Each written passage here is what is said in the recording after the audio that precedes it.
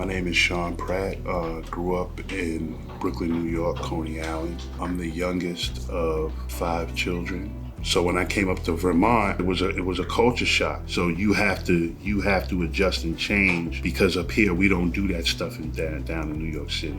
In Vermont, what do you call trouble? Right? I was getting arrested and harassed for the most trivial of offenses. I'm not gonna sit here and say that I was perfect, right? But I knew that I wasn't as bad as they were saying that I was. And a lot of that really affected me in my life and my confidence. They wanted to put me in jail. You know, I have fought it. I have fought for myself. And as I'm fighting for myself, I felt I was getting retaliated on by the powers that be in Bennington, who at that point said that they wanted me out of here. They even made a concession as to me leaving town and not coming back. And they automatically threw me in jail without no questions, without me trying to defend myself or nothing. They just said, nope, you're going right to jail. And that really caused a lot of stress in my life, because they had accused me of something that I did not do. I was sitting in jail for about, I think, 3 or 4 months. Now, during that time, I was working 4 jobs, and they basically cut me off from all my jobs. I couldn't call in. I couldn't tell them what was going on. The next day, when I woke up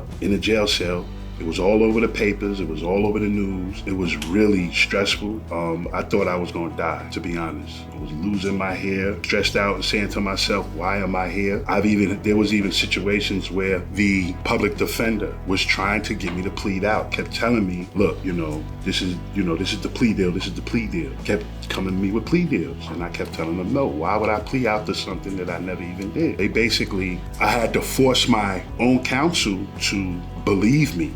They did say, okay, we dismissed the case, but we're still gonna keep you in jail, because we're gonna go off, because we don't believe you, and we're gonna go, and you had an assault prior to that, so we're gonna keep you in jail. So they kept me in jail even after that, which I felt to me was retaliation. So they had me in jail, and then I guess they was gonna put me on probation or house arrest, because at that time, now I was in the jail. So they had me on probation, and when I got out, my PO, who was really nasty, and I believe in my heart she was a racist and still is. She looked at me and she told me, we still believe you did it, right? Even after the courts dropped it, she said, we still think you did it.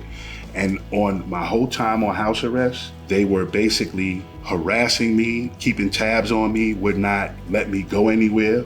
But when I seen my counterparts that did more heinous crimes than I did, they were out, they were getting charges, all those kind of things. I made it, at that point, I seen a lot of that. I didn't say anything, but I noticed it. But it was something that really affected me.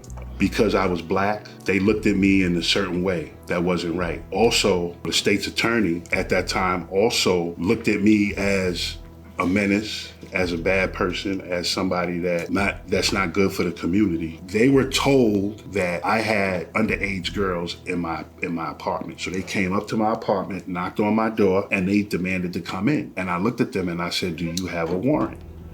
And they said, no, we don't have a warrant. It was 2 police officers. And so they kept insisting to come in, and I kept saying, no, you cannot come in. So the officer said, okay, you want the warrant? I'm gonna send this guy back to go back and get the warrant and come back. I'm gonna wait right here, and you're gonna stand right here, and I'm gonna hold the door. So they tried to prop their foot. They put their foot in the door to wait for the man to come back so he can come in and check my apartment, which he did. He came back, he checked the apartment, there wasn't nothing there. I think the state should just keep in mind that there's other people of other cultures that are gonna be in Vermont, to just understand where other people are coming from, not just look at the lens from their own lens of how they think things should be.